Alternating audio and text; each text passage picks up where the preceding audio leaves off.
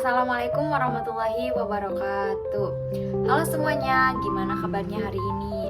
Sebelumnya, perkenalkan nama saya Tawang Arpandia dengan NIM 432525001 dari Prodi Ilmu Komunikasi, Fakultas Ilmu Sosial dan Ilmu Politik, Universitas Peradaban. Di sini saya akan menyampaikan hasil resum berjudul Cabang-cabang Filsafat Materi. Ini saya baca dari buku pengantar filsafat untuk pemula karya Tika Yulianti, terbit pada tahun 2025 oleh penerbit Anak Hebat Indonesia di Yogyakarta. Materi ini memuat tentang penjelasan cabang filsafat, ontologi, epistemologi, dan aksiologi. Baiklah, mari kita mulai.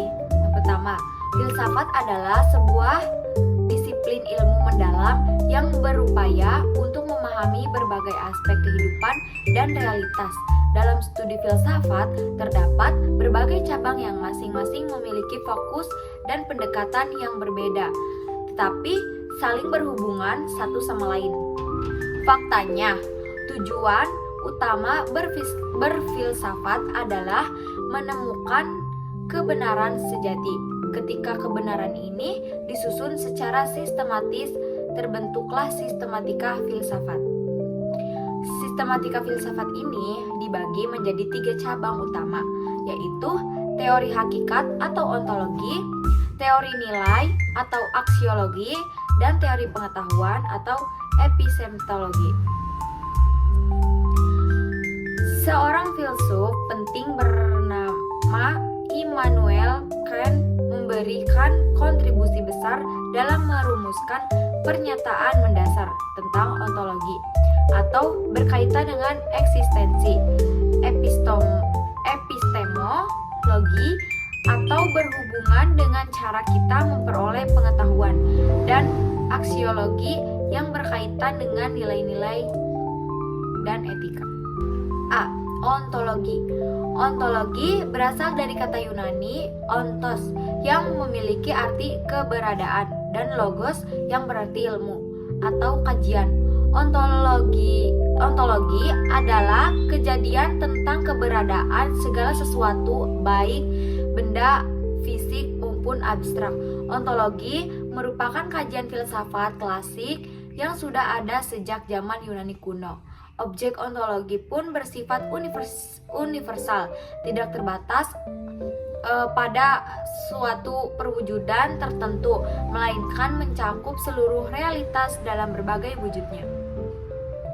Ontologi berupa menemukan inti dari setiap kenyataan yang meliputi segala aspek keberadaan.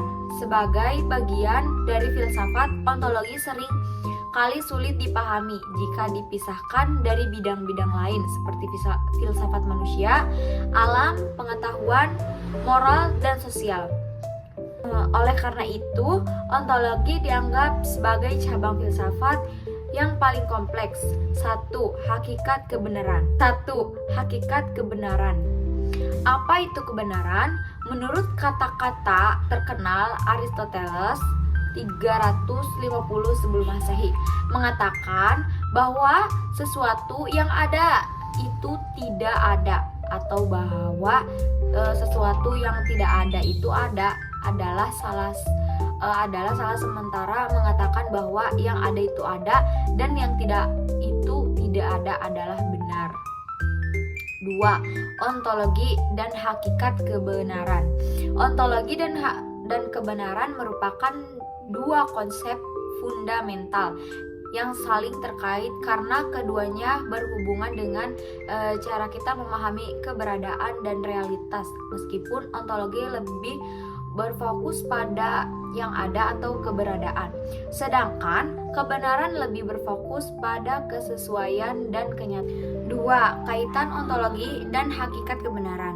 Ontologi dan kebenaran merupakan 2 konsep fundamental yang saling berkaitan karena keduanya berhubungan dengan cara kita memahami keberadaan dan realitas, meskipun ontologi lebih berfokus pada yang ada atau kebenaran atau keberadaan.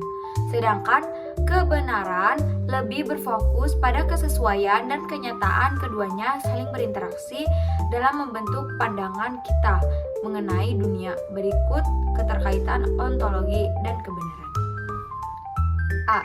Ontologi sebagai landasan kebenaran. Ontologi mempelajari apa yang ada dan bagaimana sesuatu tersebut ada menjadi dasar pemahaman tentang kebenaran. Ontologi memberikan kerangka untuk memahami objek atau entitas yang akan diuji kebenarannya. B. Kebenaran sebagai refleksi keberadaan.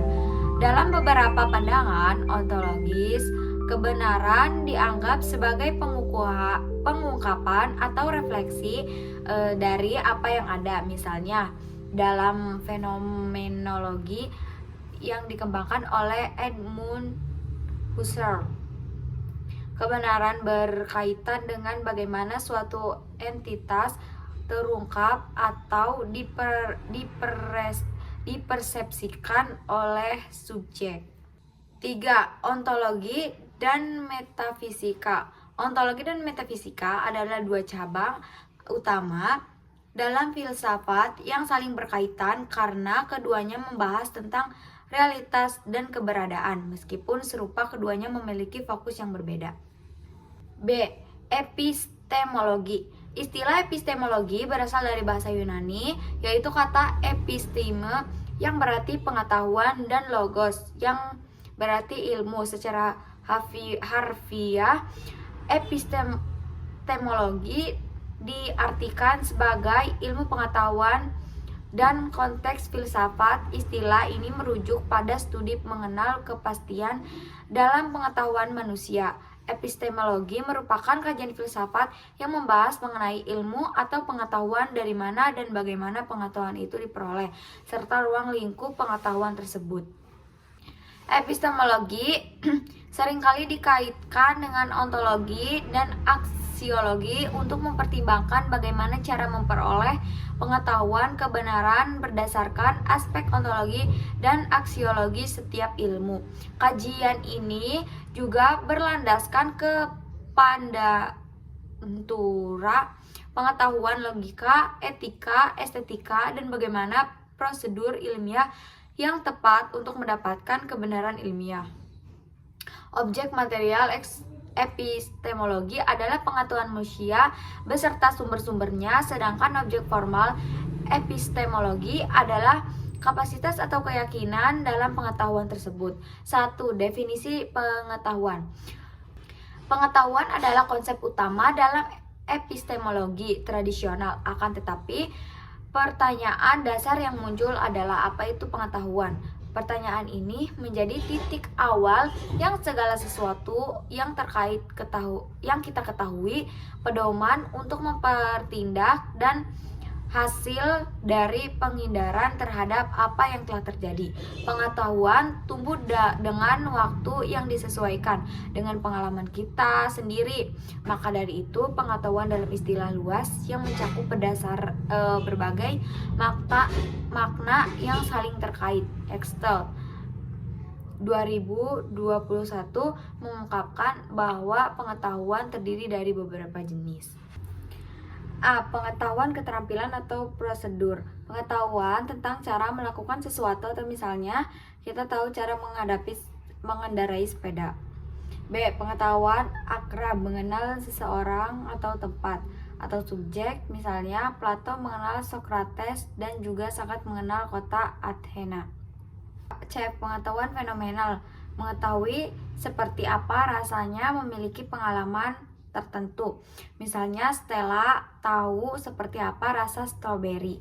D. Pengetahuan proporsional, pengetahuan tentang fakta atau informasi tertentu. Misalnya semua orang membaca bab ini tahu bahwa bab ini membahas tentang pengetahuan. 2.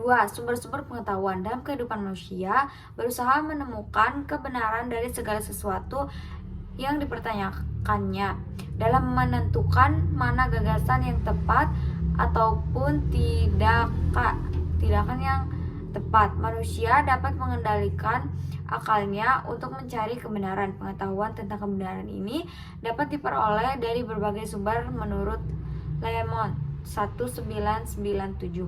Ada 5 sumber utama untuk mencari kebenaran, yaitu empirisme atau bukti empiris yang diperoleh melalui pengamatan, rasionalisme, intuisi, wahyu, dan otoritas. Empirisme berasal dari kata empiris yang berasal dari istilah Yunani empeira, bermakna berpengalaman atau berkenalan. Empirisme merupakan salah satu paham atau aliran yang berpandangan bahwa suatu kebenaran dapat diperoleh melalui pengalaman empiris. B. Rasionalisme. Secara etimologis, istilah rasionalisme berasal dari kata bahasa Inggris rationalism yang berakar dari bahasa Latin ratio dengan makna akal. Aliran ini dianggap sebagai paham yang menekankan pentingnya peran akal dan penyampaian penjelasan. Intuisi. Banyak yang berpendapat bahwa intuisi bisa menjadi sumber pengetahuan. Melalui intuisi, seseorang dapat memperoleh pengetahuan secara tiba-tiba tanpa perlu melalui proses berpikir yang sistematis. D. Wahyu. Wahyu merupakan sumber pengetahuan yang seringkali diasosiasikan dengan agama atau kepercayaan mistis. Otoritas. Otoritas dapat didefinisikan sebagai kekuasaan yang sah yang dimiliki oleh individu dan diakui oleh kelompoknya. Kita menerima pengetahuan sebagai kebenaran tidak hanya karena telah memverifikasi secara pribadi, tapi juga karena adanya jaminan dan otoritas sebuah sumber yang bereputasi memiliki kekuasaan dan berhak dalam bidang tersebut. 3. Teori kebenaran. Dalam filsafat, teori kebenaran membahas apa yang membuat suatu pernyataan, keyakinan, atau proposisi dianggap benar. Ada beberapa teori utama yang menjadi dasar dalam memahami kebenaran. A. Teori korespondensi. Pernyataan langit berwarna biru benar jika secara fakta langit memang berwarna biru. B. Teori koherensi. Contohnya dalam matematika, sebuah rumus benar jika tidak bertentangan dengan aturan atau prinsip matematika lainnya. C. Teori pragmatis. Contohnya, pernyataan air mendidih pada suhu 100 derajat Celcius dianggap benar karena berguna dalam berbagai aspek kehidupan dan eksperimen. D. Teori performativitas.